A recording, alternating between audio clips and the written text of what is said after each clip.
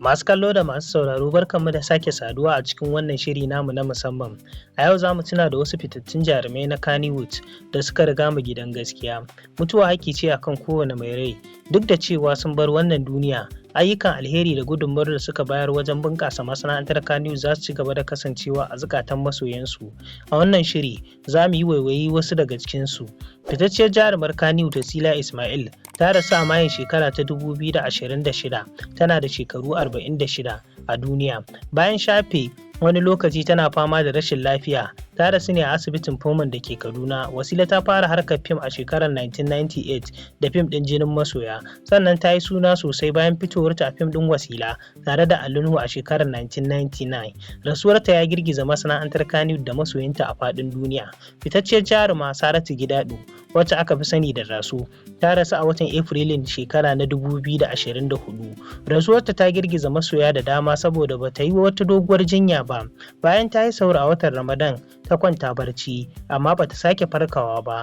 Daso ta shahara wajen barkwanci da kuma nishadantar da masoya a fina-finan Hausa. A shekara ta 2023 kuma masana'antar ta rasa fitaccen darakta Aminu S. Bono. Rahotanni sun bayyana cewa ya yanke jiki ya faɗi bayan ya dawo daga aiki, inda aka garzaya da shi asibiti amma likitoci suka tabbatar da rasuwarsa. A cikin shekara ta 2023 Allah ya yi ma tsohon jarumi Usman Fateki, wanda aka fi sani da Samanja mazan fama rasuwa. Ya shafa lokaci yana fama da rashin lafiya da ya shafi tsufa kafin Allah ya karɓi rayuwarsa yana da shekara kusan 84.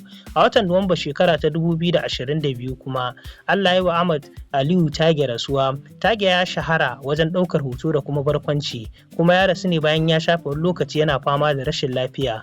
A watan Maris shekara na 2022 fitaccen jarumi Sani Garba SK, wanda aka fi sani da SK, ya rasu bayan ya daɗe yana fama da cutar sukari, wadda ta sa aka rinka kai shi asibiti sau da dama.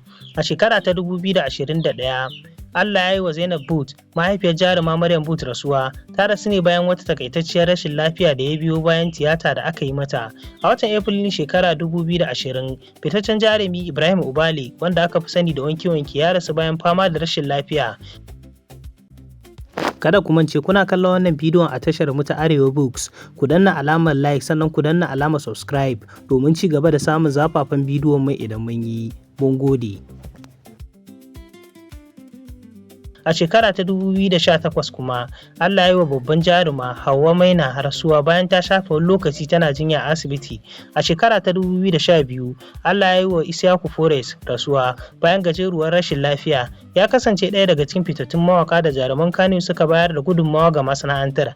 Haka kuma fitaccen mawaki El Mu'az ya rasu a shekara ta 2024 bayan ya shafe wani lokaci yana fama da rashin lafiya. Rasuwarsa ya girgiza masoya da dama saboda irin gudunmawar da ya bayar a harkar waka da fina-finai. Idan muka kalli rayuwar waɗannan fitattun mutane, za mu fahimci cewa kowa yana da ranar da zai bar duniya, amma kyawawan ayyuka da gudunmuwar da suka bayar za su ci gaba da kasancewa abin tunawa a tarihin Kannywood.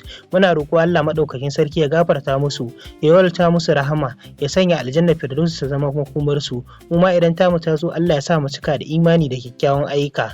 Ku masu kallo da masu sauraro, idan akwai wanda kuka fi tunawa da shi daga cikin waɗannan fitattun mutane, ku rubuta mana sunansa da addu'ar ku a sashin sharhi. Allah ya ji kansu baki ɗaya. Amin.